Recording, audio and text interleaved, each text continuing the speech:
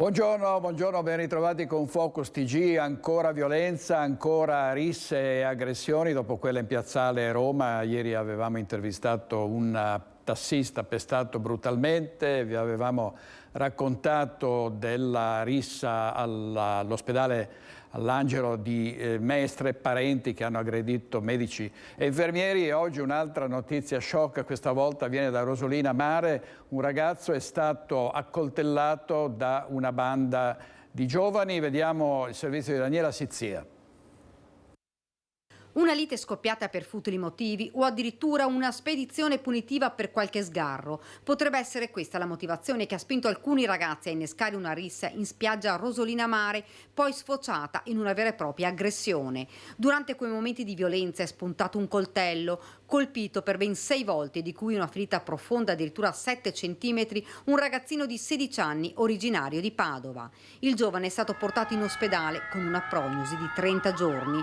Sul grave episodio avvenuto tra il 20 e il 21 luglio stanno indagando i carabinieri. È caccia ai responsabili di una rissa che poteva finire in tragedia. Acquisite le immagini delle telecamere di videosorveglianza della zona, per la banda potrebbero esserci le ore contate. Questo era il servizio di Daniela Sizzia, quindi un'altra aggressione, un altro ferito. E veniamo invece agli stalker. Ha perseguitato per mesi una 17enne fino ad arrivare a colpirla a martellate. Per un uomo accusato di atti persecutori la procura ha disposto l'arresto e qui siamo a Padova con Chiara Gaiani. La perseguitava con minacce e offese fino ad arrivare ad aggredirla.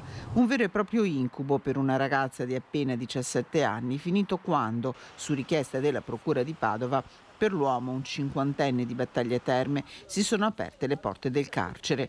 Gli episodi erano iniziati mesi fa. Ogni volta che la 17enne incrociava l'uomo, per lei erano insulti, anche quando era in compagnia di qualcuno. Inutili tentativi della famiglia di parlare con lui e tentare di far finire la cosa. Per questo il padre della ragazza aveva presentato una querela alle forze dell'ordine. Non domo, l'uomo a metà maggio non aveva esitato a picchiare la ragazza con un martello, colpendola alla spalla e costringendola a ricorrere alle cure del pronto soccorso. Dichiarato dai periti capaci di intendere e di volere, per il 50enne, che ha sostenuto davanti ai giudici di non aver fatto nulla, si sono aperte le porte del carcere con le accuse di lesioni personali, minacce, tentate percosse e detenzione abusiva di armi. E proprio negli ultimi giorni vi avevamo aggiornato su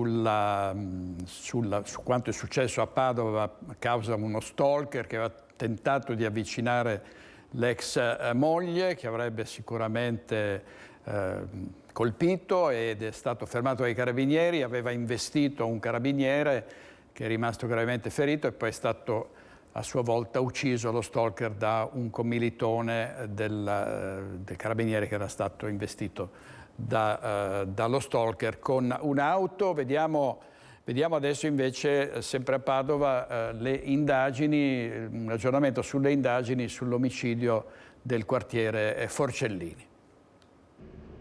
Si sono rivolti al Tribunale della Riesame con la speranza della scarcerazione. I 2 fratelli albanesi, Ilmi e Clinton Rakipai, in carcere con l'accusa di aver ucciso a coltellate il loro connazionale Albert Deda domenica 23 luglio in via Dorighello nel quartiere Forcellini a Padova, al culmine di una violenta lite scoppiata per futili motivi.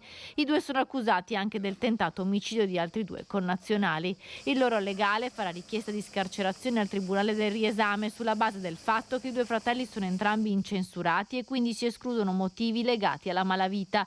Inoltre la dinamica dell'agguato ha contorni ancora poco chiari. Ilmi e Clinton erano in minoranza, si sono scontrati contro 3 persone e poi chi ha portato i coltelli usati per l'aggressione. Sono tutti aspetti da chiarire, così come il movente che pare sia riconducibile ad un'ospitalità negata dai fratelli Rakipai ad un connazionale appena arrivato a Padova. La lite è scoppiata all'interno dell'appartamento al 4º piano dove Ilmi e Clinton vivono e dove risultava residente anche la vittima Albert Deda, poi l'agguato nell'androne del condominio. I carabinieri hanno sequestrato cellulare e computer del giovane, la cui salma dovrebbe essere in questi giorni riconsegnata alla famiglia per il rimpatrio e i funerali. Oggi i pusher spacciano la droga in bicicletta, con i monopattini, ma soprattutto in auto, e i carabinieri ne hanno notato uno che faceva un gesto ad un cliente e quindi questo gesto ha attirato l'attenzione dei carabinieri, che poi lo hanno arrestato, e si tratta di uno straniero.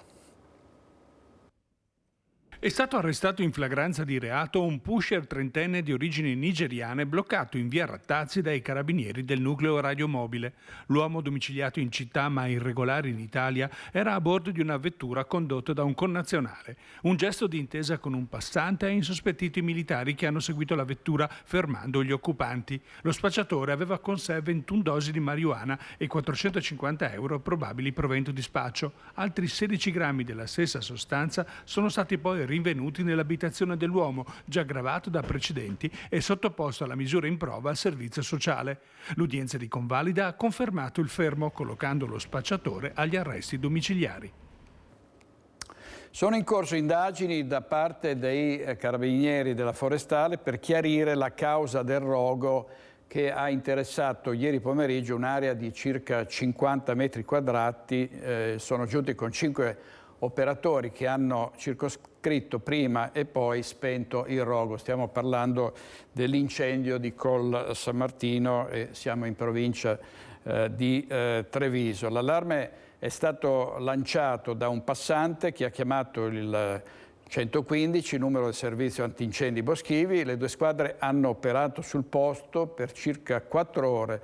La bonifica è stata terminata alle 21. Tempestivo l'intervento delle squadre che ha impedito che il rogo si propagasse al bosco vicino. Parliamo adesso, sono notizie proprio freschissime, parliamo di lavoro nero. C'è stato un blitz dei carabinieri a Vicenza in alcuni esercizi commerciali della provincia di Vicenza. Sono stati scovati 3 lavoratori che lavoravano in nero e gravi inadempienze in materia di sicurezza.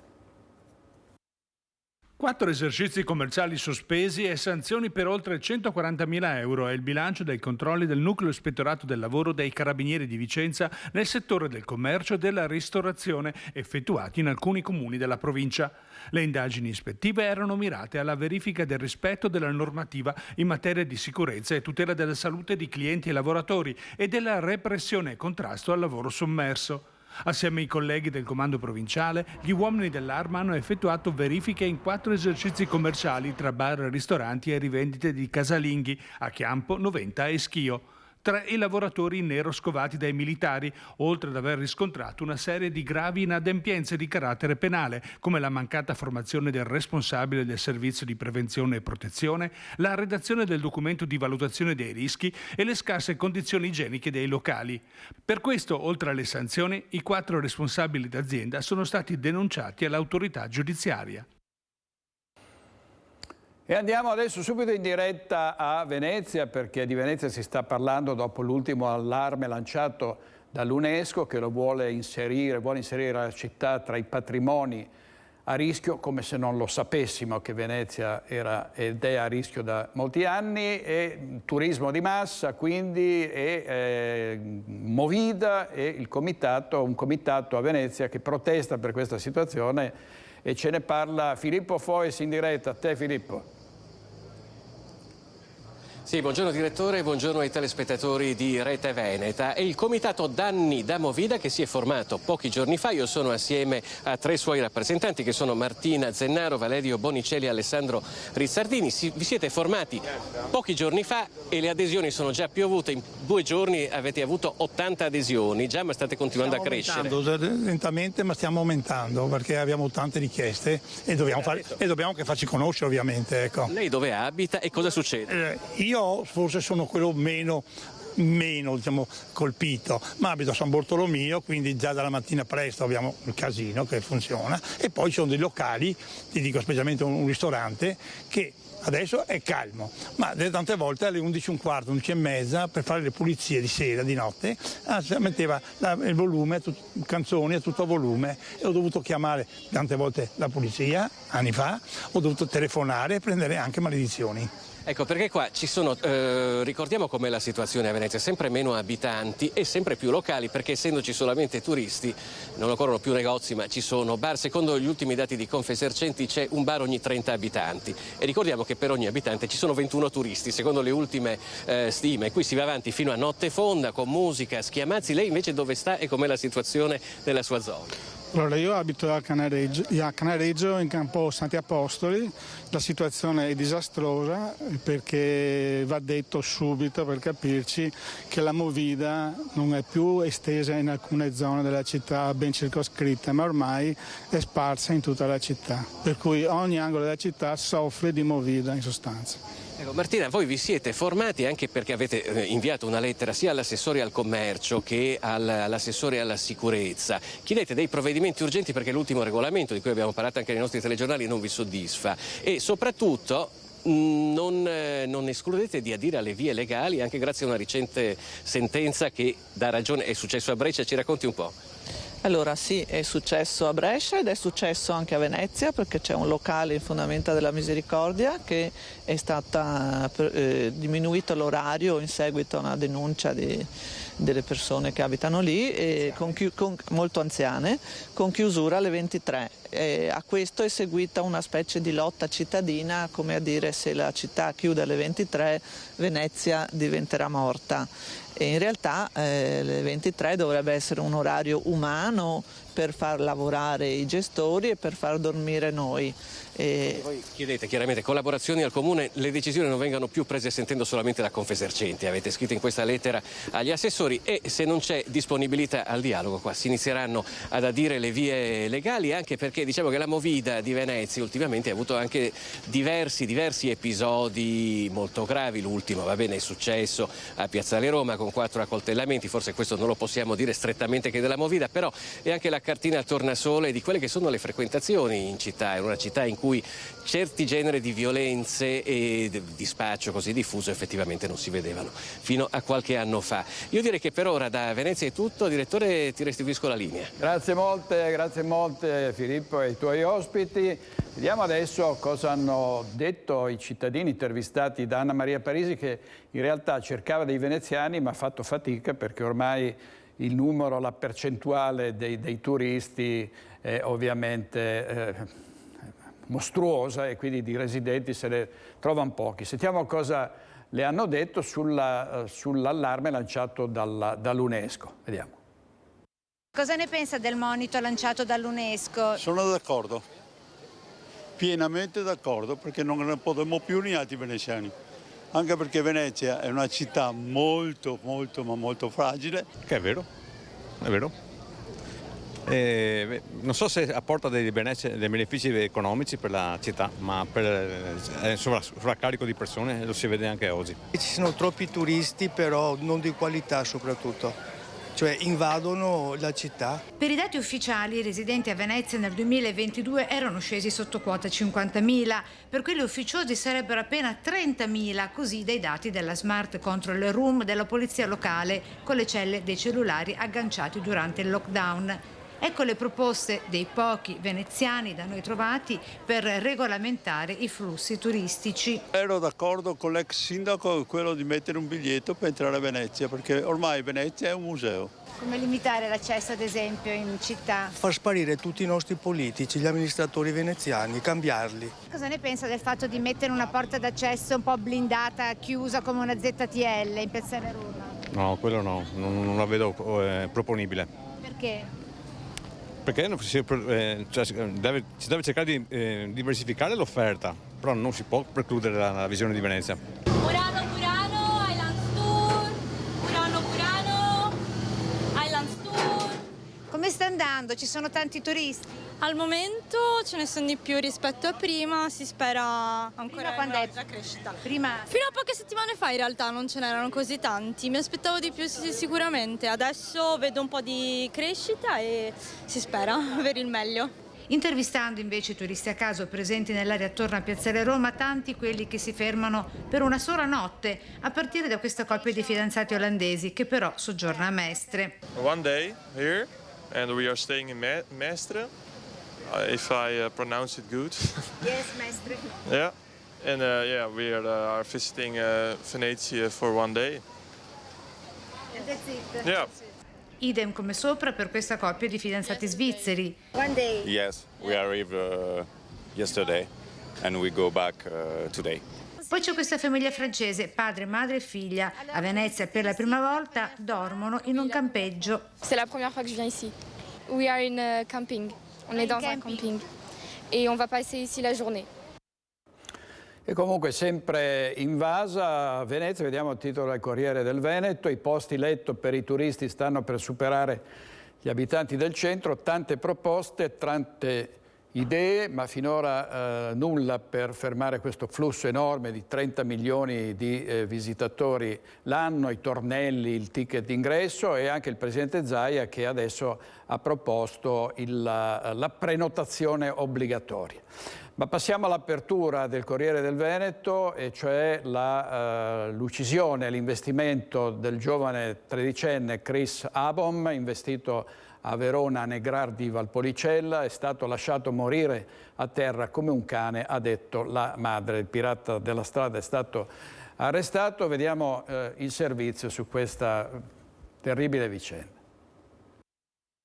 Avrebbe compiuto 14 anni a settembre, stava rientrando a casa dopo una partita di calcio. Chris Obenga Bom, il ragazzino investito ieri sera a Negrar di Valpolicella nel Veronese da un automobilista che dopo averlo travolto è fuggito. Soccorso dai sanitari del 118, Chris è stato trasportato all'ospedale di Borgo Trento dove questa mattina è morto a causa delle gravissime lesioni riportate. La famiglia è originaria del Ghana. Chris, come i suoi due fratelli, era nato in Italia, frequentava le medie ed aveva una grande passione per il calcio. Giocava nelle giovanili del Negrar. La notizia della tragedia ha scosso profondamente la comunità, anche perché si è appreso che il ragazzino probabilmente avrebbe potuto essere salvato se l'investitore avesse subito allertato i soccorsi.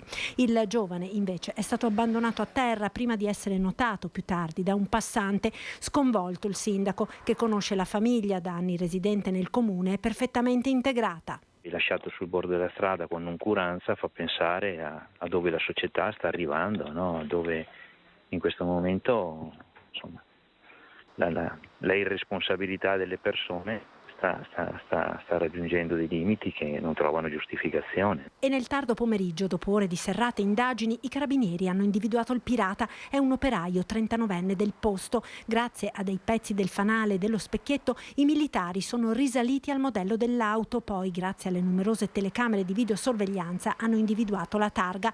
L'auto risulta intestata ad una donna, ma in uso al figlio, il quale l'ha usata anche stamane per recarsi al lavoro. Raggiunto dai carabinieri, ha ammesso di essere stato alla guida la scorsa notte, ma non di aver investito una persona. Sull'auto sono però presenti danni compatibili con i frammenti rinvenuti e con l'investimento. Servizio di Marta Marangon, non passa giorno senza che vi si debba rendere conto di incidenti stradali che provocano morti e feriti. Ce n'è stato un altro ieri nel tardo pomeriggio a Tribano, nel Padovano, due le persone rimaste coinvolte. Sono passate da poco le 18:30 di martedì, quando in via Mazzini a Tribano si scontrano un'auto e un furgone. Nel violento impatto i conducenti di entrambi i mezzi rimangono feriti. Il più grave è l'anziano alla guida dell'auto, rimasto incastrato nell'abitacolo ed estratto dai vigili del fuoco prima di essere trasferito in ospedale dal personale del SUEM 118. Ferito anche l'autista del furgone, anche lui portato in pronto soccorso. Sul posto gli agenti della polizia stradale che hanno deviato il traffico ed eseguito i rilievi dell'incidente. In regia in questa edizione di Focus TG Italo Morao e Francesco Cerona. Andiamo avanti con la cronaca nera. Purtroppo ieri un tragico evento a Ponzano Veneto, un incidente sul lavoro, l'ennesimo. 2 operai erano sul tetto di un'azienda, il tetto ha ceduto, sono precipitati per 8 metri e ora sono ricoverati in gravi condizioni al Cafoncello di Treviso. È cascato giù. È andato giù, non so dopo il motivo, perché se sono saliti sopra o cosa. La copertura del capannone ha ceduto sotto i loro piedi, il drammatico volo da un'altezza di 8 metri, l'impatto al suolo. Sono ricoverati in condizioni gravissime all'ospedale Cafoncello 2 operai della ditta Soladria di Adria nel Rodigino, precipitati dal tetto del capannone dell'azienda Carniato di Via dell'Indipendenza nella zona industriale di Paderno di Ponzano Veneto. L'incidente è verso le 16, mentre i 2 operai stavano lavorando al posizionamento di pannelli fotovoltaici. Non posso parlare qua. E installate pannelli fotovoltaici? Sì, ma mi piace, non posso dire altro, è successo del mai per i miei colleghi e mi interessa quello adesso. Grazie. I 2 feriti sono un 21enne di Rosolina e un 56enne di Porto Viro, trasportati al pronto soccorso dall'elicottero di Treviso Emergenza. Sul posto vigili del fuoco, ispettori dello Spisal e carabinieri che hanno sentito i colleghi in lacrime. L'impresa tra l'altro era uscita nei giornali 15 giorni fa, perché il titolare, che è mancato 3 settimane fa, aveva ceduto nel 2012 l'azienda ai dipendenti, quindi era un'azienda, una di quelle in cui il rapporto tra dipendenti e titolare andava oltre il lavoro. Insomma, sfortunatamente non sono stati pagati bene da questo gesto di bontà, è stata una sfortuna, poi è chiaro che la Spisal farà le proprie indagini. Ancora cronaca nera, l'omicidio di Margherita Ceschin avvenuto a Conegliano, rimangono in carcere l'ex marito Enzo Lorenzon, 79 anni, che sarebbe il mandante di questo omicidio, e la compagna di Lesi Guzman di 31, anche questa donna sarebbe ritenuta complice di questo, del fatto che l'uomo avrebbe ordinato l'omicidio affidandolo a dei sicari. Il GIP ha deciso di rigettare la richiesta degli arresti domiciliari. Nessuna misura alternativa al carcere, nemmeno con il braccialetto elettronico, per Enzo Lorenzon, 79 anni, e l'attuale compagna di Lesi Guzman, 31 anni, domenicana, accusati di essere i presunti mandanti dell'omicidio di Margherita Ceschin, la 72enne uccisa nella sua casa a Conegliano, colpita alla testa e poi soffocata. Il GIP Marco Biagetti ha deciso di rigettare la richiesta degli arresti domiciliari, motivi sanitari e di età alla base dell'istanza del difensore Fabio Crea per Lorenzon. Tuttavia il giudice ha ritenuto al momento di mantenere la custodia cautelare in carcere, ma ha fissato l'inizio di operazioni peritali per verificare lo stato di incompatibilità, quindi la interpreto in maniera piuttosto interlocutoria e quindi, se devo dire, anche prospetticamente positiva come ordinanza. Il GIP Marco Biagetti ha fissato comunque un nuovo esame medico sul 79enne che sarà effettuato il prossimo 5 settembre. Intanto venerdì prossimo ci sarà la discussione al Tribunale del riesame. Noi andiamo non solamente per una rivalutazione delle esigenze cautelari, noi andremo al Tribunale del riesame per una richiesta di rivalutazione di tutti gli elementi costituenti il profilo di gravità indiziaria, quindi sostanzialmente quelli che sono gli elementi di prova che sono stati portati a supporto dell'ordinanza di custodia cautelare. Questo vale per tutti e tre i suoi assistenti? Assolutamente sì. L'avvocato Crea assiste non solo Lorenzon ma anche i 2 domenicani arrestati dai carabinieri, uno per aver fatto da intermediario, l'altro accusato di essere uno degli esecutori materiali dell'omicidio. Ha rivisto Lorenzon in questi giorni? Lo ha sentito? L'ho visto stamattina, era abbastanza ancora sconcertato dal fatto di dover rimanere in carcere, sia per la professione di innocenza ma anche per le sue condizioni di salute. Dal suo punto di vista è piuttosto difficile accettare che debba stare ancora in carcere, soprattutto ritenendo insussistente il pericolo di fuga. Anche di Lesi Guzman rimarrà in carcere. Per lei l'avvocato Giuseppe Pio Romano aveva chiesto gli arresti domiciliari per motivi familiari. La 31enne ha infatti un figlio che in questo momento è ospite presso un'amica della donna. Anche nel suo caso permangono i rischi di fuga e di inquinamento provatorio. E questa era Daniela Sizzia, avete visto l'avvocato Crea che stasera sarà ospite di Focus alle 21:15 su Rete Veneta. È una vicenda incredibile quella di un proiettile che ha sfiorato il capotreno, che si è accorto di avere in mano una penna che in realtà era una pistola, e così gli agenti della Polfer hanno arrestato un 28enne. Sentiamo meglio di cosa si tratta. Sembrava una semplice penna, in realtà era una sorta di pistola vera e propria. A scoprirla, insieme ad altri oggetti abbandonati, il capotreno di un convoglio della tratta Piacenza-Milano, che mentre la manipolava faceva partire inavvertitamente un colpo con la pallottola che sfiorava l'uomo, salvo per pura fortuna. Gli agenti della Polfer iniziano così le indagini e risalgono a un 28enne di origini pugliesi residente a Padova. Durante l'ispezione all'interno della sua abitazione, i poliziotti trovano, nascosta nell'armadio della camera da letto, una seconda penna pistola clandestina con un colpo in canna e 7 proiettili calibro 22.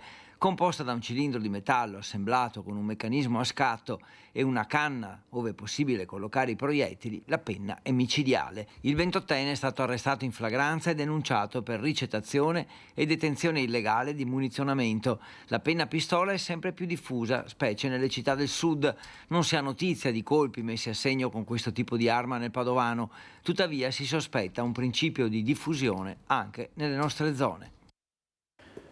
Ci mancavano solo le penne pistola al servizio di Federico Fusetti. Avete sentito prima il comitato anti-Movida di Venezia. Adesso andiamo a Padova, dove dei cittadini protestano per il taglio degli alberi dovuto alla decisione di fare spazio al nuovo tram, e protesta il comitato No Rotaia. Ci colleghiamo in diretta con Valentina Visentini. Sì, buongiorno da Padova. È iniziata questa mattina la procedura di abbattimento dei primi 39 alberi lungo la passeggiata Bianchini. Siamo nel tratto della nuova linea del tram, il SIR 3, che collegherà Volta Barozzo alla stazione. In questo tratto, compreso tra via Assografi e l'ospedale Sant'Antonio, lungo questa passeggiata 39 gli alberi che saranno abbattuti. Si tratta di alberi, ha detto il comune, che comunque andavano tagliati in quanto molto vecchi e marci, quindi un po' pericolosi. Qui con me c'è Liliana Gori dell'associazione No Rotaie e l'ex parlamentare Rafael Raduzzi. Liliana, voi da sempre combattete contro la realizzazione di questa linea del tram, e questi abbattimenti erano una cosa che come associazione volevate evitare. Perché? Sì, a parte che sono 6 anni che raccontiamo il fatto che l'abbattimento degli alberi, che all'inizio si parlava di un centinaio, e il nostro censimento è arrivato quasi a 300 alberi lungo tutta la linea. Solo oggi qui ne vanno giù in questo piccolo spazio 39, ce ne saranno altri che si aggiungeranno nella parte del ponte di Volta Barozzo, e lì sono già segnalati almeno 131 tra alberi e arbusti, e la scusante dell'albero malato e quindi bisogna toglierlo purtroppo non regge, in quanto il documento proprio del settore verde lo specificava dicendo che gli alberi bisogna tagliarli perché il momento stesso che si scava purtroppo si tagliano le radici. Ieri in un videomessaggio il sindaco ha chiesto ai cittadini di avere pazienza per i cantieri che provocheranno inevitabilmente qualche disagio in città, ma dice questo sono propedeutici per una svolta verde, per una mobilità più sostenibile della città che insomma porterà il tram ad avere anche fino a 20 milioni di utenti l'anno.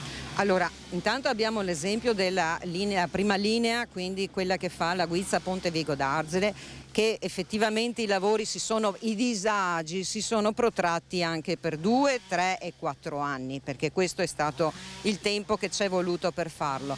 Il fatto che devono andare giù perché sono malati e che comunque non era una cosa per dare più green, non vai a devastare un territorio già verde, non vai a togliere del verde pubblico per metterci un mezzo di metallo su una gettata di cemento, perché di quello parliamo, non corre sull'erba, sta a fare, corre su rotaie, corre su gomma, corre con la linea elettrica, corre a batterie, con tutti quanti i mezzi possibili e immaginabili. Non è green. Dicono che sostituiranno gli alberi. Sì, ma metteranno dei ramoscelli come li abbiamo già visti per la città, li abbiamo proprio dietro alla telecamera, ce ne sono 5 che sono stati piantati recentemente, presumo dall'altezza 4-5 anni, di 5 2 sono morti, sono secchi. Questi sono gli alberi che pianteranno e che non potranno mai avere la stessa grandezza di alberi di 20, 30 o 40 anni. Raffaele Raduzzi, lei aveva fatto un esposto all'ANAC per fare chiarezza sulla ditta che ha vinto l'appalto per la realizzazione del tram. Sì, esatto, io ricordo quando presentai l'esposto oltre un anno fa assieme a Liliana e a tutto il comitato, la giunta minimizzò, disse che era tutto a posto, invece l'ANAC, guarda caso, ci ha dato ragione su tutta la linea e adesso il comune dovrà fare ricorso al TAR, quindi spendere altri soldi dei cittadini per questa sequela legale. Oggi ci troviamo qui in questa passeggiata a vedere e a toccare con mano come intendono l'ecologia a Padova, cioè con la motosega, cioè buttando giù 39 alberi sani, che sono i primi di oltre 200, e questa evidentemente è l'idea di ambiente che ha una certa parte politica, diciamo così. Dunque, nonostante il video messaggio di ieri del sindaco che invitava un po' i padovani ad avere pazienza, le polemiche riguardo a questa realizzazione di questa nuova linea del tram non si placano, mentre i lavori in questa estate 2023 entrano nel vivo per consegnare l'opera verosimilmente entro il 2026. Da Padova è tutto, restituisco la linea allo studio. Grazie molte, grazie a Valentina Visentini. Un pericolo ormai incombente per gli alberi è quello del maltempo, alberi che sono stati sradicati, abbattuti dal vento molto forte. Allora si sta cercando di intervenire per metterli in sicurezza, per evitare che possano esserci incidenti anche gravi. Sentiamo. Le recenti ondate di maltempo e le situazioni sempre più rischiose derivanti dalle mutate condizioni meteo stanno spingendo le amministrazioni comunali ad effettuare con urgenza un monitoraggio del patrimonio arboreo per censire gli alberi ed eventualmente abbattere quelli malati o pericolosi. Evidenziarne laddove ci siano le criticità e quindi la necessità degli abbattimenti che vengono compensati poi con nuove piantumazioni. Anzi, oggi la sensibilità rispetto a questo tema è aumentata, è nelle corde praticamente di tutti gli amministratori, e tutti gli amministratori comunque sanno che non possono prescindere dalla sicurezza, e alberi che siano malati o che possano provocare danni è necessario abbatterli e sostituirli con nuove piante. Nota dolente che per effettuare queste operazioni straordinarie, come pure per la manutenzione ordinaria degli alberi, sono necessarie risorse supplementari, con i comuni costretti a ritoccare i bilanci. Vanno monitorati e potati compatibilmente ovviamente con le risorse di bilancio, che sappiamo essere per tutti i comuni sempre meno, però abbiamo integrato anche nell'ultimo Consiglio Comunale 31.000 euro nel capitolo proprio del verde pubblico. Quel che è certo è che la questione della gestione del verde pubblico è notevolmente cambiata rispetto al passato, per i rischi legati ai mutamenti climatici, ma anche per la sicurezza ed i costi di rifacimento di strade, marciapiedi, piste ciclabili danneggiate dagli alberi piantati a bordo strada. Cioè il bilancio di sostenibilità è sempre che vantaggio ti porta quell'albero dal punto di vista della parte ambientale, ma quanto ti distrugge e quindi quanto costa rifare quella strada. Il fatto che abbiamo piste ciclabili o marciapiedi inutilizzabili perché degli alberi hanno sollevato tutto. Cioè ci dobbiamo porre queste questioni. E le mutate condizioni meteo impongono anche dei ragionamenti con i privati. Se il tuo albero, che magari fra 20 anni sarà a 15 metri, finisce in strada, certo poi ci sono le assicurazioni, non ci sono le assicurazioni, ma se fa male a qualcuno perché hai sbagliato a piantare l'albero, l'amministrazione deve anche vigilare su questo, perché come lo facciamo per gli edifici, in maniera importante, infatti ci sono tutte le autorizzazioni, dobbiamo pensare di farlo anche per gli alberi.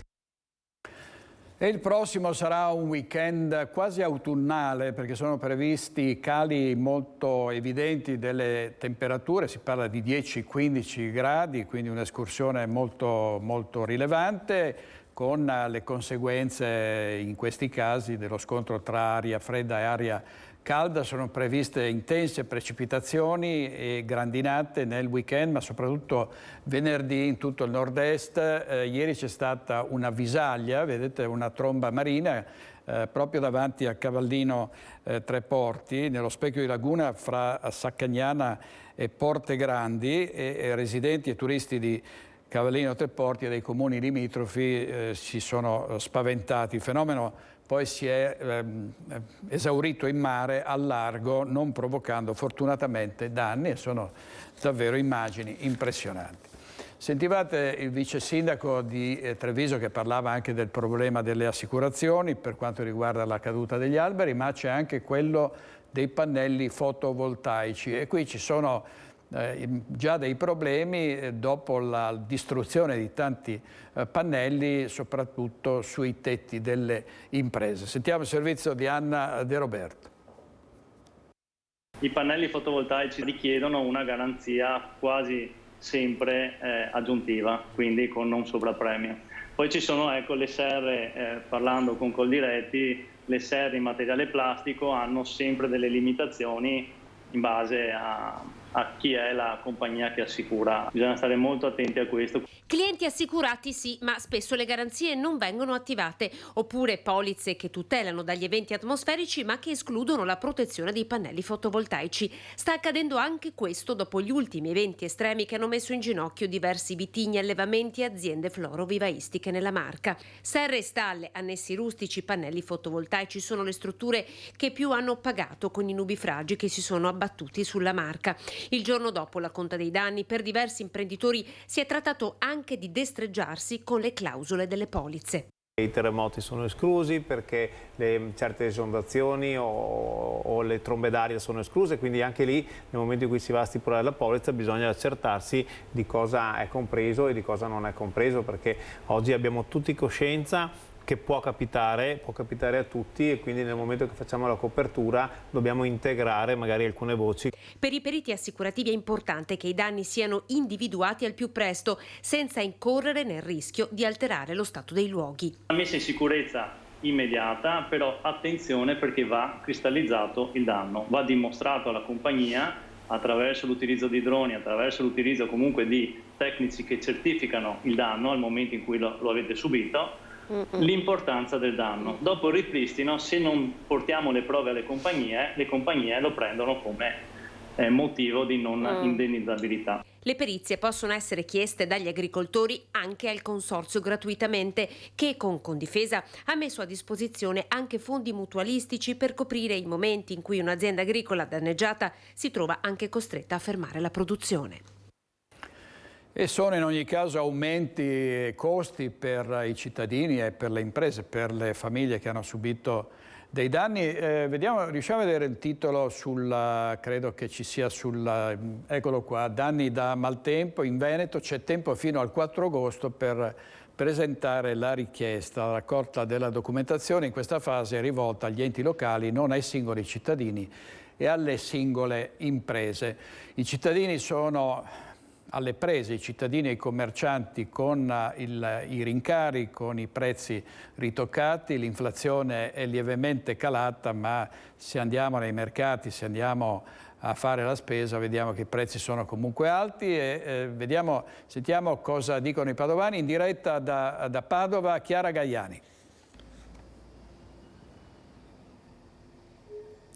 Un buongiorno da Padova, cittadini ma anche negozianti alle prese con i rincari che sono generalizzati. Siamo entrati con il collega Cristian da Roque Allende in alcuni negozi di Prato della Valle, questa splendida piazza della città di Padova, e abbiamo avvicinato anche i commercianti che tutti i giorni sono qui con i loro banchetti di frutta e verdura. Abbiamo sentito anche alcuni cittadini. Allora vi proponiamo le loro voci e vediamo quali sono i prodotti che sono aumentati di più. Sentiamoli. Aumento dei prezzi? Certo. Dove? Che cosa in modo particolare? Tutto. Se si va al supermercato non ci arriva con i soldi perché è troppo costoso. È andato su tutto.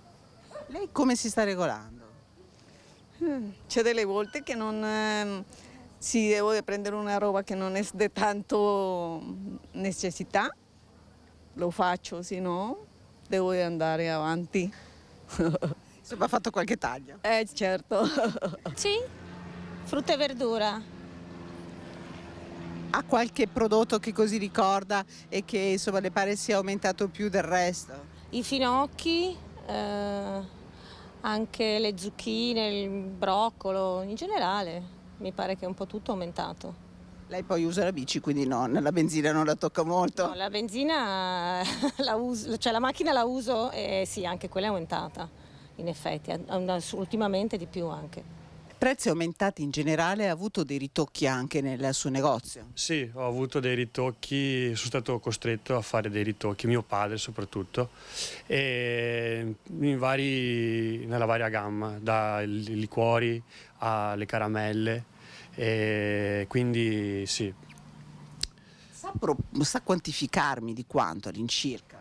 Ma stiamo parlando di... allora io non me ne intendo molto perché è mio papà che si occupa di questo, ma siamo all'intorno dei 40 centesimi, dipende dal prodotto, perché c'è il prodotto che ha bisogno per essere prodotto ha bisogno di più energia, quindi qualche 40 centesimi in più, qualche euro. Prezzi cresciuti soprattutto di frutta e della verdura, anche per voi? Ma dipende dal mercato ortofrutticolo tuo. Noi compriamo tutto ora e d'altronde se loro aumentano noi siamo costretti ad aumentare.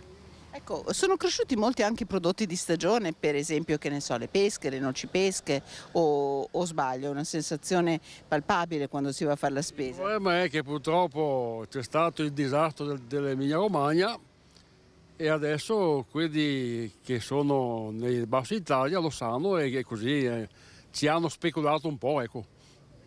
Ascolti, i clienti come si stanno comportando? Acquistano? Comprano poco, comprano il minimo indispensabile. Il prezzo del gelato ahimè è ritoccato quest'anno. Quest'anno è stato ritoccato 2 volte, l'anno scorso da 1,40, quest'anno abbiamo fatto 1,50, poi abbiamo dovuto riaumentare a 1,70, non abbiamo usato di più. Che cosa è accaduto? Perché questi aumenti? Le materie prime, uova, latte, zucchero e latte. Per noi è stato le materie prime che ci ha fatto aumentare il gelato, se no non l'avremmo aumentato per niente. È faticoso aumentare il prezzo della pallina di gelato? Noi sì, noi non siamo di quelli che abbiamo prezzi molto esosi, però siamo stati costretti a farlo questa volta, perché noi facciamo una volta ogni 5-6 anni questa cosa qui, non la facciamo ogni anno.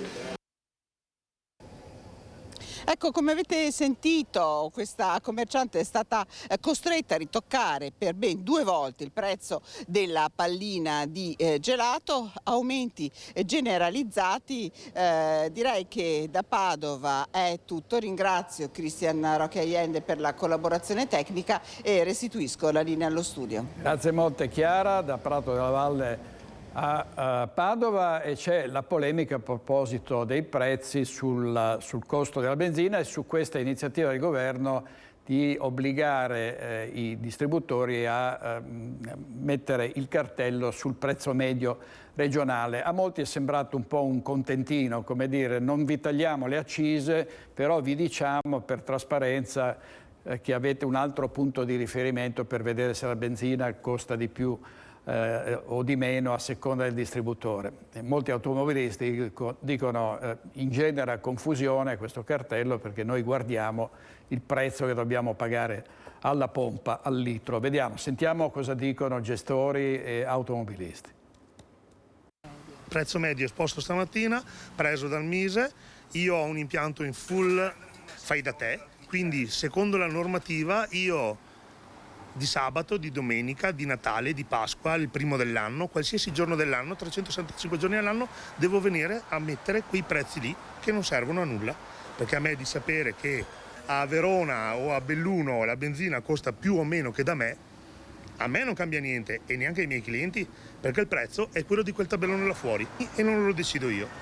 Il mio guadagno è 3,2 centesimi lordi, vuol dire che mi resta in tasca meno di 1 centesimo pulito. Personalmente io non guardo, perché io metto 20 euro di benzina e vado avanti, insomma, quando ho la possibilità mi faccio un pieno, ma... La benzina la devi fare, perciò lo possono mettere anche a 2 euro, cosa facciamo noi? La benzina la devi fare, no? È una magnaria. Vabbè, tanto aumentano ogni giorno, sempre. Rassegnato. Ormai. Il poro can, legge proprio al coio.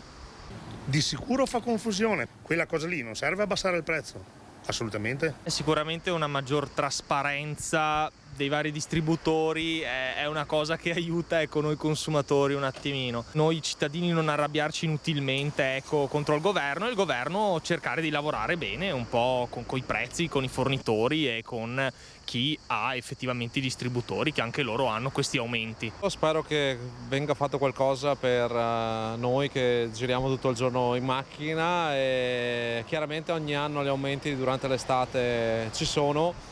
Speriamo che per una volta nella vita ci ascoltino e che ci facciano fare delle vacanze in modo allegro e divertente. In prossimità delle ferie i prezzi aumentano, fatalità. Dal Covid, robe così, da un botto di anni, da un bel po'.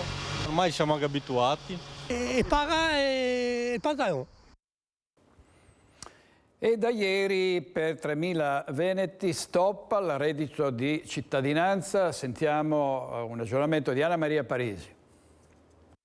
3.000 veneti sui 40.000 presenti in regione che hanno ricevuto l'SMS con cui l'INPS li informa che da martedì 1 agosto viene sospeso il reddito di cittadinanza con cui percepivano circa 500 euro al mese. Si tratta dei cosiddetti occupabili, cioè persone tra i 18 e i 59 anni che non hanno a carico minori né anziani o persone con disabilità. Dal 1 settembre ecco cosa dovranno fare per trovare un lavoro. Il percorso è semplice, loro probabilmente sono già utenti del sistema dei centri per l'impiego e quindi dovranno semplicemente presentarsi al centro per l'impiego di riferimento, concordare l'attività formativa, la politica attiva da svolgere e cominciare a farla. La Regione si dice pronta per la transizione. Di fatto ogni giorno colloquiamo e facciamo incontri con almeno 700 persone, quindi 3.000 persone nel giro di una settimana le programmiamo. Cosa risponde a chi ha una visione completamente diversa rispetto a quanto deciso dal governo?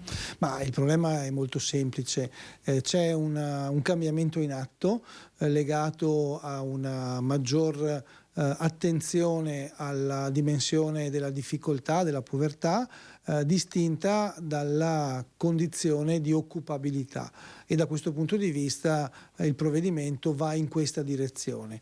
Chiaramente, come tutte le modifiche, tutte le novità, richiede tempi, procedure certe e soprattutto esperienza.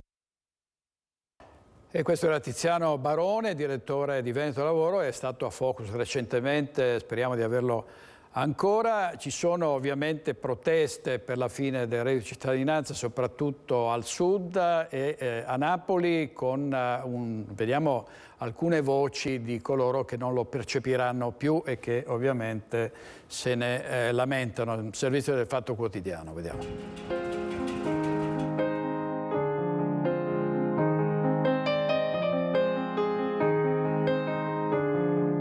Il 27 luglio di giovedì mi è arrivato il messaggio che non posso più avere il reddito di cittadinanza, perciò io vorrei sapere come posso andare avanti.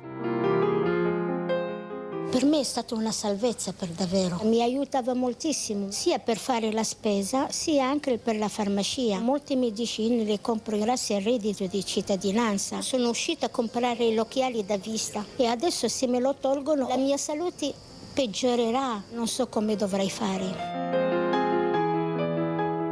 Questo l'ho ricevuto giovedì scorso, è come se questa cosa non mi sta succedendo davvero. Sembra un incubo, sì, un brutto sogno. C'è la sospensione del reddito di cittadinanza e la frase in attesa eventuale presa in carico da parte dei servizi sociali, come se il governo avesse voluto comunque lavarsi le mani, delegare tutto ai comuni e agli assistenti sociali. Non si capisce bene, per cui come me tanta gente si è trovata di fronte ad un messaggio di stop senza sapere poi cosa fare.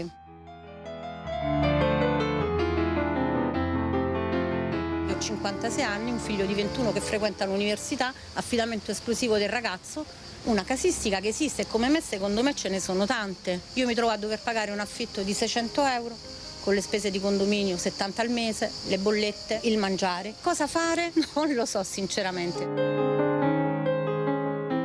Non sono stata in Panciolle tutto questo tempo. Ho lavorato 10 anni a Trenitalia, facevo il call center, quindi biglietteria online, gestione delle utenze, contratto a tempo indeterminato. Ci sentivamo in una botte di ferro, ma nel giro di 3 mesi è svanito tutto. La mia azienda ha perso l'appalto, è subentrata Almaviva, quindi ha collocato il suo, ha mandato fuori noi. E da allora è iniziato questo calvario. Mi sono resa conto che un mio reinserimento nel mondo del lavoro con un certo inquadramento contrattuale è quasi impossibile. Ovviamente ho fatto dei colloqui, ho mandato il mio curriculum ovunque. La risposta che mi è sempre stata data non è in linea alla figura che cerchiamo.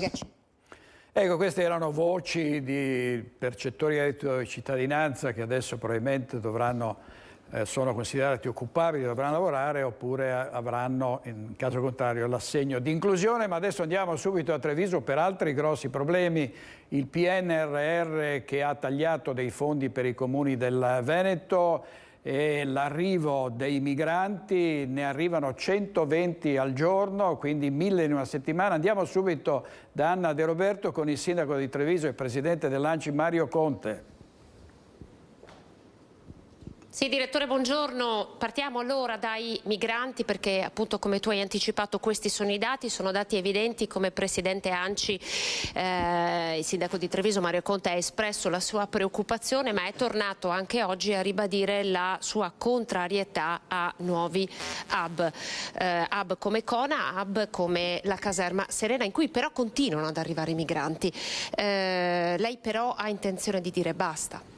Certo, era stato fatto un lavoro importante con il ministro Salvini che era riuscito in un lento ma costante svuotamento della caserma Serena che aveva portato ad avere all'interno 180 richiedenti asilo. Oggi torniamo ad avere un numero di poco superiore alle 500 presenze che sono preoccupanti da un punto di vista sociale, da un punto di vista sanitario. Proviamo ad immaginare cosa succede all'interno di questa struttura con queste temperature dove ci sono più di 500 persone ammassate. Cioè, capite che non è dignità. Ovvio che di fronte a un'emergenza umanitaria tutte le soluzioni emergenziali devono essere accolte, è altrettanto vero che questo tipo di strutture non possono più essere accettate. Lo dico da sindaco di Treviso, ma anche da presidente ANCI, ma soprattutto da cittadino. Mi faccio portavoce delle comunità che vivono attorno alla caserma. I disagi cominciano a essere decisamente troppi e quindi l'appello che faccio è quello di condividere una strategia per questa accoglienza che, se ci vede in tanti protagonisti con numeri limitati, probabilmente sarà più facile da gestire. Diversamente subiremo le scelte dei prefetti che potrebbero anche optare per altri grandi centri di accoglienza piuttosto che le tendopoli. Quindi lei dice l'alternativa all'accoglienza diffusa che lei continua a caldeggiare è inevitabilmente una tendopoli, perché i profughi arriveranno domani. Ma in realtà i profughi sono già arrivati, stanno arrivando e arriveranno. Non è che se tutti dicono di no questi vengono rispediti in Sicilia e poi fanno il viaggio di ritorno. Quindi questi profughi nei nostri territori ci sono. Uno spirito di responsabilità mi porta a dire: sediamoci attorno a un tavolo con i prefetti per capire qual è la miglior soluzione per limitare i disagi alle nostre comunità, fermo restando che la risposta la deve dare il governo Meloni, che deve impegnarsi a fondo per mettere la parola fine a questi sbarchi, perché riversare la gestione di questi flussi così importanti nei territori non è certamente la soluzione. Io non impazzisco per l'accoglienza diffusa, ma sono fermamente contrario all'accoglienza in pochi centri di accoglienza. Qual è la soluzione? È difficile da dire. L'obiettivo di quel protocollo era di condividere delle modalità di buonsenso e di responsabilità che consentissero di limitare i disagi nei territori. Con la Caritas, ad esempio, avete parlato per capire se su Treviso ci sono dei posti? Ma con la Caritas in realtà i rapporti sono straordinari, quotidianamente lavoriamo per gestire anche le precedenti emergenze umanitarie. Ricordo che stiamo gestendo la prima ondata dall'Africa, l'Afghanistan, l'Ucraina e un'emergenza sociale legata alla nostra comunità. Quindi diciamo che il territorio comunale di Treviso è saturo, perché siamo impegnati sia attraverso il grande centro delle caserme Serena, ma Treviso è anche impegnata nell'accoglienza diffusa attraverso il progetto Roberto sai che ci vede gestire 49 persone, oltre ai 54 minori stranieri non accompagnati che sono anche in parte in carico alla comunità trevigiana. Quindi Treviso ovviamente continua ad assumere un atteggiamento di grande responsabilità, ma dice basta, perché sono esaurite le forze, sono esauriti gli spazi, però credo che serva una riflessione a livello regionale proprio per capire chi può mettere a disposizione degli spazi. Oggi è il momento di farlo. Un ultimo passaggio, direttore, se hai 2 minuti, sulle dichiarazioni di Fitto di ieri legate al tema della revisione del PNRR che potrebbe portare via ai comuni 13 miliardi di euro. Il ministro Fitto ha rassicurato i sindaci. Come presidente ANCI sono rassicurazioni che bastano? Ma le rassicurazioni verbali sono certamente utili, sono una buona pacca sulla spalla che ci fa dormire leggermente più tranquilli, però quando si parla di copertura finanziaria servono atti, perché diversamente si rischia la paralisi dei processi di sviluppo di queste progettualità di cui i nostri cittadini hanno tanto sentito parlare e che oggi stanno cominciando a diventare cantieri. A onor del vero, lo dico ai cittadini trevigiani, i cantieri in essere, le progettualità in essere per il Comune di Treviso al momento non subiscono alcuno stop, quindi noi andiamo avanti regolari e convinti ed entusiasti, perché i nostri progetti, oltre a rispondere perfettamente alle caratteristiche temporali, quindi del cronoprogramma, rispondono perfettamente anche da un punto di vista delle caratteristiche del PNRR. Ecco, direttore, tutto qui da Treviso, dove poco fa è stata posta una firma molto importante tra Comune di Treviso e Università Ca' Foscari per far diventare di fatto nei prossimi anni Treviso una grande città universitaria al pari di Venezia e di Padova. Da Palazzo Rinaldi io restituisco la linea. Grazie Anna De Roberto e al sindaco Mario Conte, presidente dell'ANCI. Andiamo in pubblicità e poi torniamo subito con Focus TG. State con noi, grazie.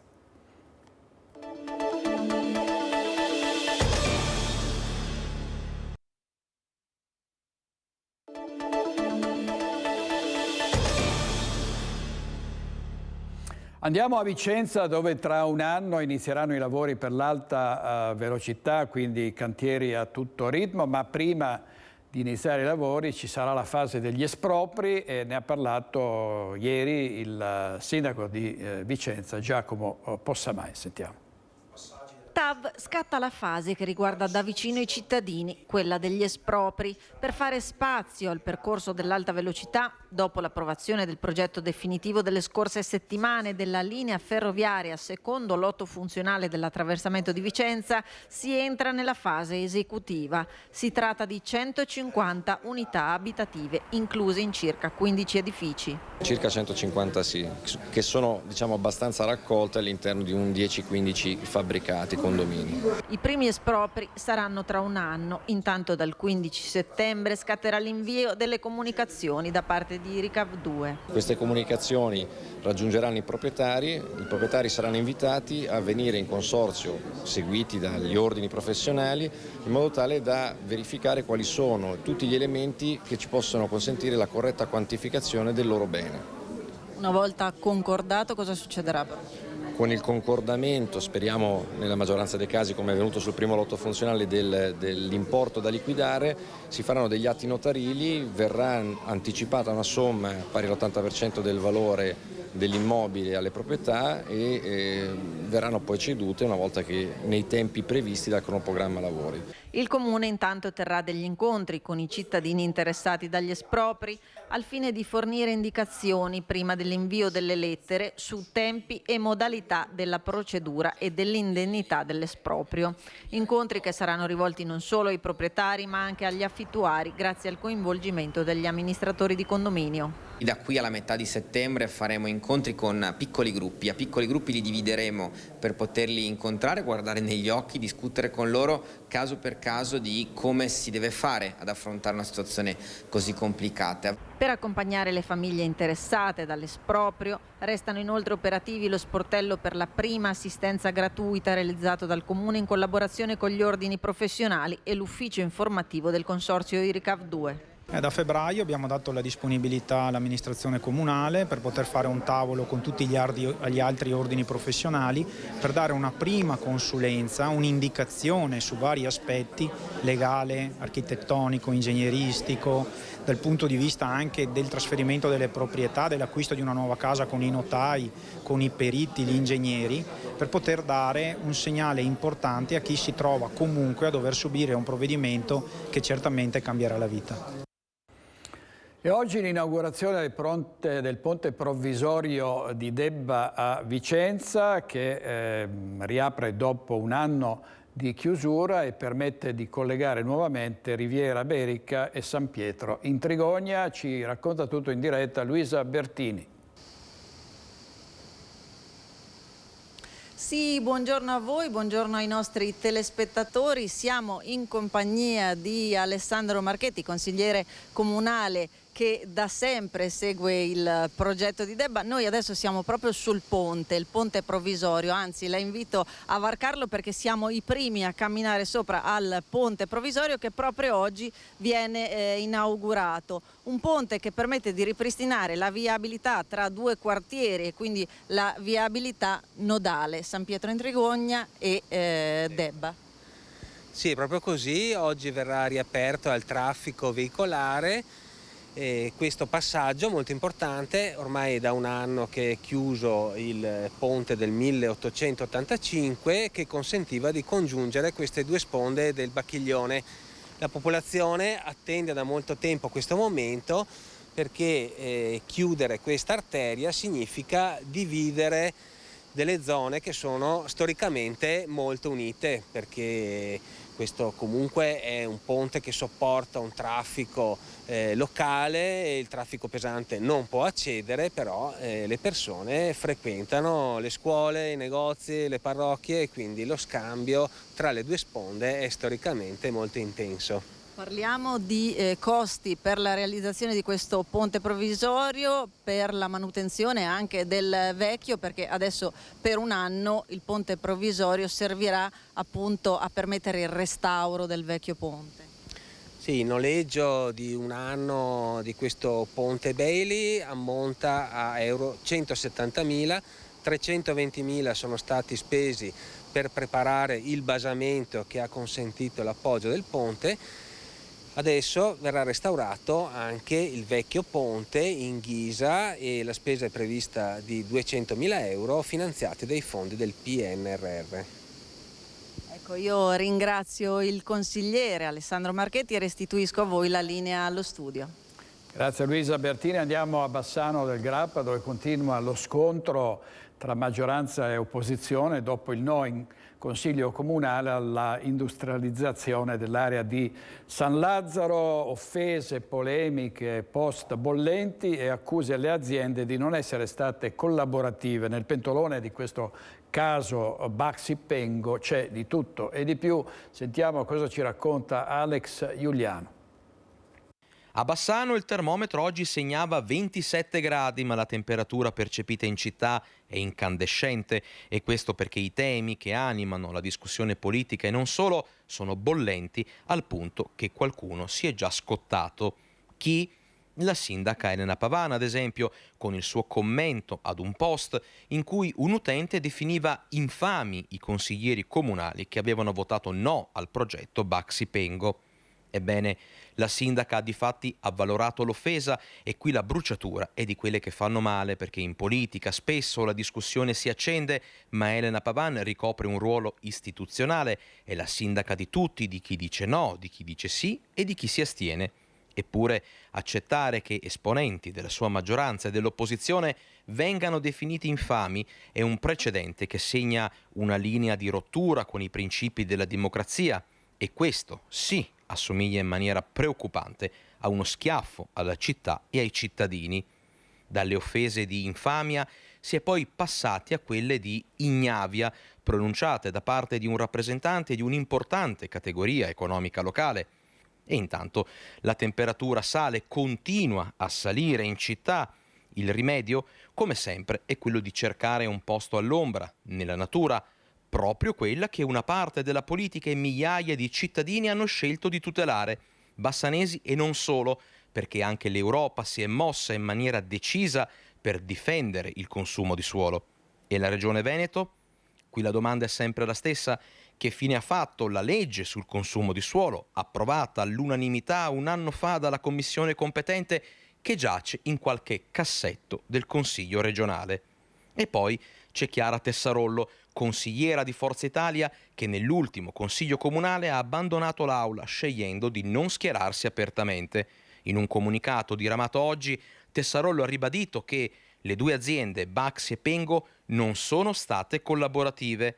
Baxi, scrive Chiara Tessarollo, dopo averci disorientati con una serie di richieste nel giro di pochi mesi, ha dato un out-out senza validi elementi di garanzia, perché la casa madre non ha ritenuto di formalizzare un impegno per la permanenza del sito produttivo bassanese una volta ottenuta la disponibilità degli ulteriori spazi richiesti.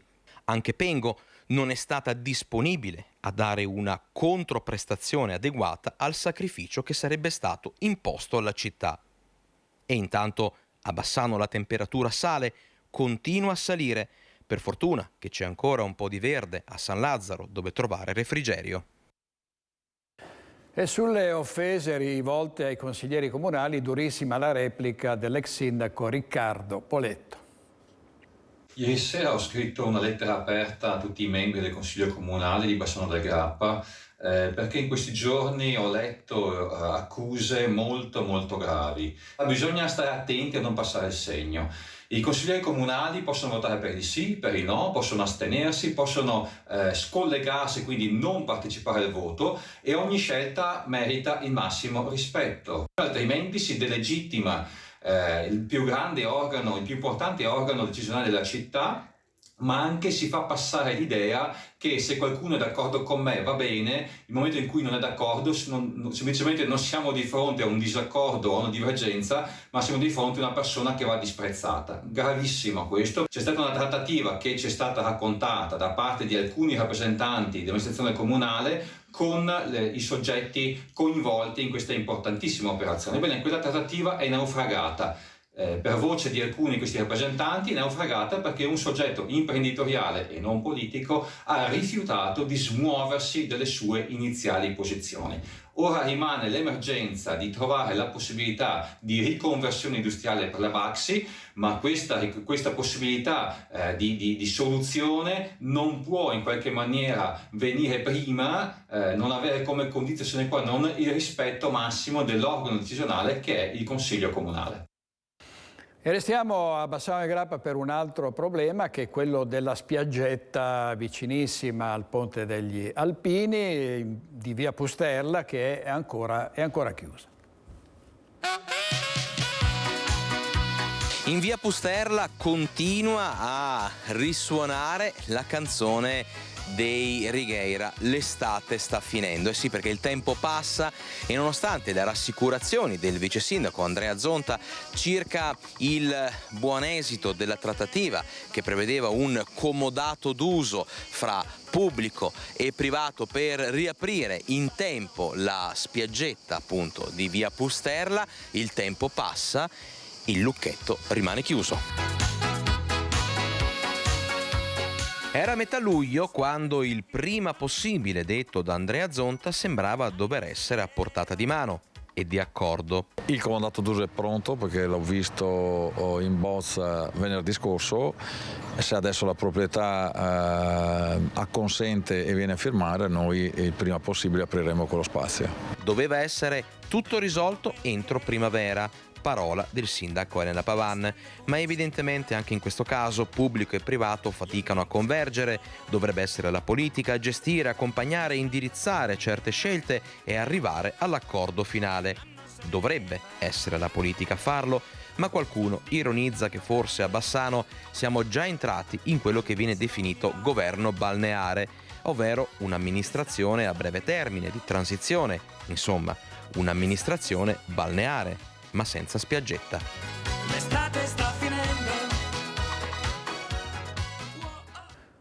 E tra poco ci collegheremo con Tezze sul Brenta, dove c'è Monica Smiderle, perché i danni provocati dal maltempo ammontano a più di 60 milioni di euro. Sentiremo Monica Smiderle tra poco. Nel frattempo andiamo a Padova, dove il sindaco Giordani è andato a trovare il carabiniere ferito dallo stalker in via Castelfidardo. L'altro giorno era stata la ministra Casellati a visitare quest'uomo dell'arma, e è stata un'occasione anche per il primo cittadino di raccontare quali sono i programmi del comune per il futuro della città. Vediamo. Il tram, unito alla nuova questura, al nuovo doppio polo della salute e a tutte le tante cose che stiamo facendo nei nostri quartieri, necessitano di interventi importanti. I cantieri ci saranno e saranno parecchi. Avremo anche dei disagi. Io questo non voglio certamente nasconderlo. Faremo tutto per evitare questi disagi, ma sicuramente servirà anche la vostra pazienza. Un appello a tutti i cittadini ad avere pazienza per i disagi provocati dai cantieri che stanno ridisegnando il volto e la mobilità di Padova. Il sindaco Giordani ha deciso di inviare un messaggio ai suoi concittadini per chiedere la collaborazione di tutti, un sacrificio necessario, dice Giordani, per segnare la svolta green della città con le 2 nuove linee del tram che saranno pronte entro il 2026. Sono iniziati i cantieri della nuova linea di tram C3 che unirà la stazione a Volta Barozzo, e presto andremo ad affidare anche i lavori della linea C2 che unirà Rubano e Vigonza attraverso tutta la città. Entro il 2026 Padova avrà 3 linee di tram connesse tra di loro a formare il sistema smart, e da ognuno dei capolinea chiunque potrà raggiungere senza cambiare corsa tutti i punti più importanti della città. 35 km di linea tranviaria, 69 fermate, 55 mezzi per una stima di 20 milioni di utenti l'anno, spiega il sindaco. I benefici per tutti noi saranno grandissimi. Più comodità di spostamento per tutte le età, un'area più sana, dove combatteremo insieme l'inquinamento che ci fa ammalare e sta sconvolgendo il clima. Meno traffico privato e una città a misura di persona, dove vivere sarà più bello e più facile. Andiamo a Castelfranco Veneto, dove c'è una nuova giunta. Marcon ha nominato i 3 assessori mancanti, un rimpasto che arriva dopo la fiducia risicata incassata la scorsa settimana in Consiglio Comunale. Ci racconta tutto Marta Marangoni. Pronta la nuova squadra, prima riunione di giunta giovedì a Castelfranco. Il sindaco Marcon ha firmato stamane la nomina dei nuovi assessori e la ridistribuzione delle deleghe dopo le dimissioni di Franco Pivotti e Stefania Guidolin. Il dottor Miotti, che mi seguirà le politiche per la casa, l'assessorato al sociale, l'asilo nido e tutto ciò che ruota attorno al mondo della sanità. Ringrazio l'architetto Pavin, che seguirà i lavori pubblici, le manutenzioni, il verde, il decoro urbano, l'intesa programmatica d'area, e la dottoressa Peron Elisabetta, che prenderà le redini del bilancio del comune di Castelfranco Veneto. Pavin e Peron erano in Consiglio Comunale nel gruppo della Lega. Miotti è un esterno. Nuove deleghe sono state aggiunte a Marica Galante, vice sindaco, alla quale sono state affidate istruzioni, politiche giovanili e associazioni, mentre lo sport è andato all'assessore Gianfranco Giovine. Io credo che, animati dalla buona volontà, dallo spirito del saper lavorare in squadra e di confrontarsi, con questi nuovi inserti noi riusciremo a cambiare passo e dopo le vacanze partire al 100%. Nel frattempo sulla maggioranza leghista è arrivata una nuova grana con le ennesime dimissioni, quelle del consigliere Matteo Zanellato, che ora aprono il nuovo e scottante capitolo delle sostituzioni dei posti rimasti vuoti in Consiglio Comunale. Gravissimi danni provocati dal maltempo a Tezze sul Brenta. Andiamo a sentire Monica Smiderle. Buongiorno a tutti, siamo in diretta dal municipio di Tezze sul Brenta, con me il sindaco Luigi Pellanda. Buongiorno sindaco. Sono passati 14 giorni esatti dalla grande tempesta, la grande bufera che ha duramente colpito le frazioni di Campagnari e Stroppari. È il momento della conta dei danni, scade il 4 agosto il termine per presentare appunto la quantificazione dei danni alla protezione civile regionale. Sindaco, a che punto siamo a Tezze sul Brenta? Noi abbiamo già spedito alla Protezione Civile regionale la nostra stima dei danni, sia per quanto riguarda la parte pubblica, sia per quanto riguarda la stima sommaria dei danni che hanno subito sia le residenze sia le attività produttive. L'abbiamo spedita qualche giorno fa. L'abbiamo fatta per quanto riguarda scientificamente, per quanto riguarda la parte privata. Difatti con l'utilizzo del sistema informatico territoriale abbiamo individuato gli edifici che hanno subito danni nell'area interessata, che sono quasi 1500, e 1130 sono invece gli edifici produttivi che hanno subito danni. Se noi applichiamo a questi superfici delle coperture il preziario regionale, complessivamente abbiamo una stima dell'uno e dell'altro, cioè privati residenziali e privati industriali, di circa 70 milioni di euro. Per quanto riguarda invece il danno al patrimonio pubblico, scuola elementare di Campagnari da rifare completamente la copertura, gravi danni anche agli impianti sportivi Centro Anziani di Campagnari, danni ingenti anche per la piscina e poi danni minori alle scuole elementari e medie di Belvedere, circa 700.000 euro complessivamente il danno stimato. 71 milioni di euro di danni. Pensate che sono state colpite da questo gravissimo evento quasi 1900 famiglie del comune di Tezze su 5.000. Sì, un terzo quasi delle famiglie di Tezze sul Brenta sono state colpite da questo evento, quindi un danno economico ingente e anche una preoccupazione sociale, perché insomma adesso bisogna rimediare, e nella speranza che si possano trovare le risorse e anche gli aiuti finanziari per poter rimediare a questo grave danno. Sono 1900 famiglie, sindaco, che aspettano un risarcimento, comunque un aiuto da parte della Protezione Civile. Sì, ecco, ripeto quello che ho già detto nei giorni scorsi. Noi dobbiamo attendere che ci vengano date delle istruzioni, delle informazioni da parte della Regione o da parte dello Stato, perché al momento quello che ci è stato chiesto abbiamo fatto e adesso siamo in attesa, nella speranza che arrivino dei ristori per poter aiutare le nostre famiglie. Sono ancora giorni di grandissimo lavoro qui nelle frazioni di Campagnari e Stropari, sono praticamente cantieri continui e noi vi racconteremo quello che sta accadendo nei nostri telegiornali. Io ringrazio il sindaco di Tezze Luigi Pellanda e grazie a lei sindaco e restituisco la linea allo studio. Grazie molte Monica Smidele al sindaco di Tezze sul Brenta. Avete visto 71 milioni, abbiamo corretto il dato dopo la precisazione del sindaco. Andiamo in pubblicità con Francesco Ceroni, Italo Morao questa mattina in regia. Ci rivediamo tra pochissimo, state con noi.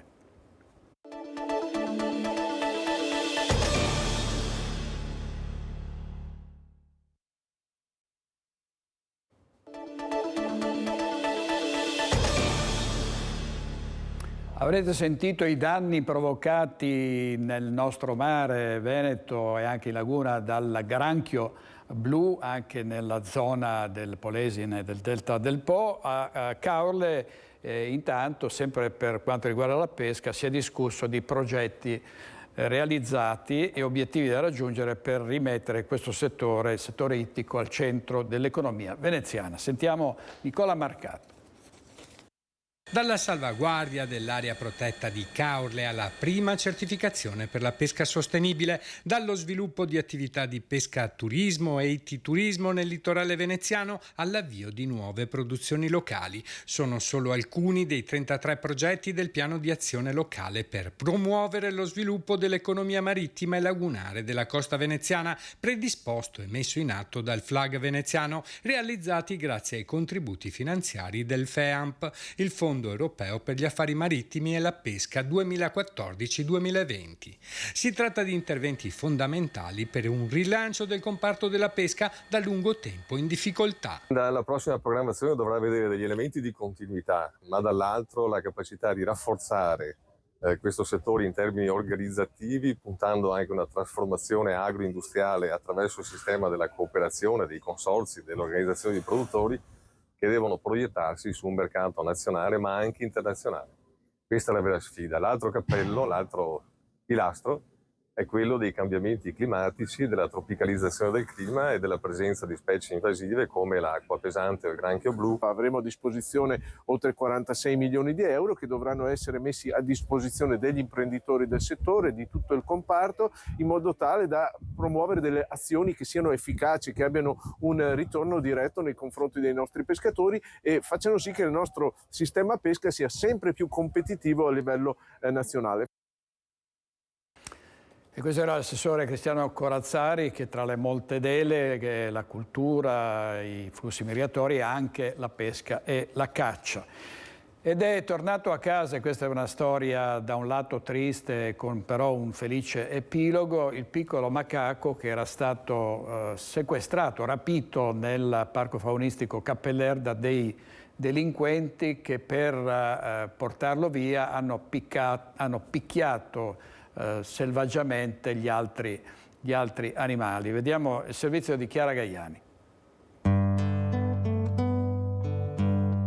Lo stringe forte con la mano che lo accarezza e lo protegge. Sono tornati a essere inseparabili Forrest e la sua mamma.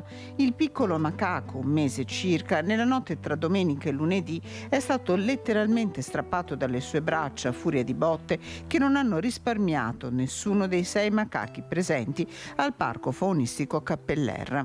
Dopo gli accorati appelli lanciati via social, il cucciolo, che proprio in omaggio ai suoi soccorritori è stato ribattezzato Forrest, è stato consegnato ieri pomeriggio ai carabinieri da un uomo che lo aveva trovato nel centro di Favaro Veneto in una gabbia all'interno di un sacco. Da qui la telefonata al parco e il ritorno a casa. Era difficile reintrodurlo in un gruppo, anche perché il piccolo aveva comunque altri odori, non è mai facile reintrodurre un individuo all'interno di un gruppo. È andato tutto bene nella reintroduzione, la mamma l'ha preso subito con sé. Sono ancora, anche il piccolo ha riportato diversi ematomi in testa e il respiro inizialmente, appena la veterinaria, uno dei titolari si sono recati dai carabinieri, non era bellissimo.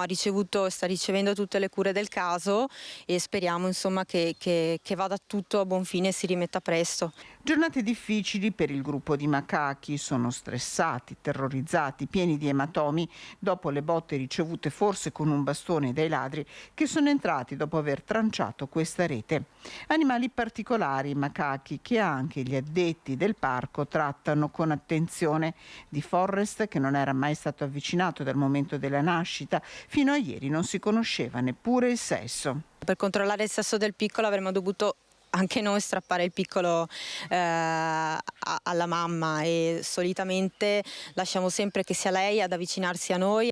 Indagini sono in corso per capire chi possa essere il responsabile di un'azione così malvagia. L'auto dei malviventi è stata ripresa dalle telecamere di sorveglianza del parco. Il video è già stato consegnato ai carabinieri. Il primo furto di animali subito dal parco Cappeller. La domanda che ci stiamo facendo tutti è: perché massacrare degli animali di botte per sottrarre un piccolo alla mamma? Non sappiamo. È giusta la domanda di Silvia Minato, sperando che i responsabili vengano identificati e adeguatamente sanzionati. Chiudiamo con le nozze con i fiori d'arancio a Cadoneghe, dove ieri pomeriggio il sindaco Marco Schiesaro ha impalmato Giorgia Faulisi. A fine mese il bis con il matrimonio religioso in Costiera Amalfitana.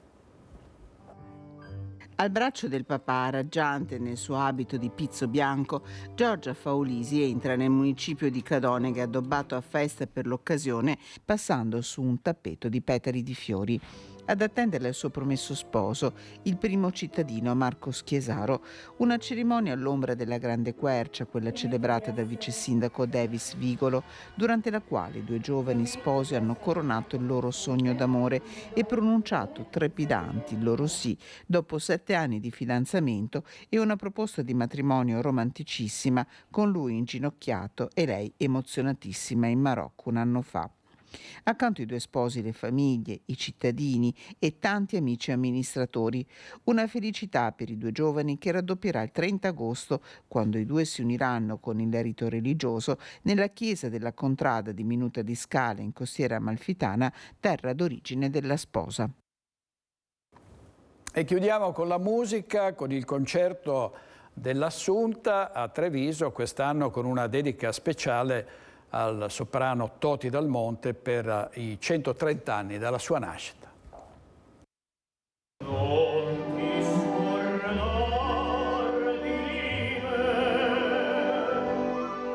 Torna in piazza Santa Maria Maggiore il tradizionale concerto dell'Assunta, quest'anno con la dedica speciale al soprano Toti Dal Monte. Di questo importante soprano, che è stata una vera star della lirica internazionale negli anni delle due guerre, è stata la musa di Arturo Toscanini. Ricorderemo non soltanto la vita ma anche i successi, quindi dagli esordi, giovanissima al Teatro alla Scala, ai grandi successi internazionali, al legame indissolubile con Toscanini, fino appunto alla fine della vita in cui Toti Dal Monte diventa anche mecenate di nuovi talenti. Un programma ricco di giovani e promettenti voci dal panorama lirico veneto e nazionale.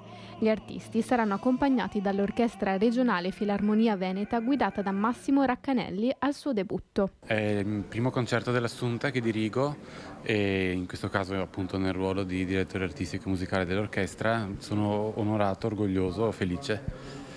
Non vedo l'ora. Il concerto dell'Assunta rappresenta il momento conclusivo dei festeggiamenti in onore della Madonna Assunta, che cominciano sin dal mattino del 15 agosto con la messa solenne celebrata dal Vescovo. La serata sarà ad ingresso gratuito grazie alla collaborazione di Centro Marca Banca e in occasione della festa tanto sentita dai trevigiani anche quest'anno il Museo Bailo rimarrà aperto al pubblico. Un forte segnale che il sindaco vuole dare, uno sguardo verso la candidatura di Treviso Capitale Italiana della Cultura 2026. Siamo davvero contenti che questa marcia di avvicinamento alla candidatura Capitale della Cultura Italiana del 2026 sia caratterizzata da tutta questa ampissima serie di eventi culturali che va dal cinema al teatro alla lirica, ma ce n'è davvero per tutti i gusti. Ci stiamo preparando nel migliore dei modi, esaltando anche quelli che sono gli interpreti migliori della nostra città.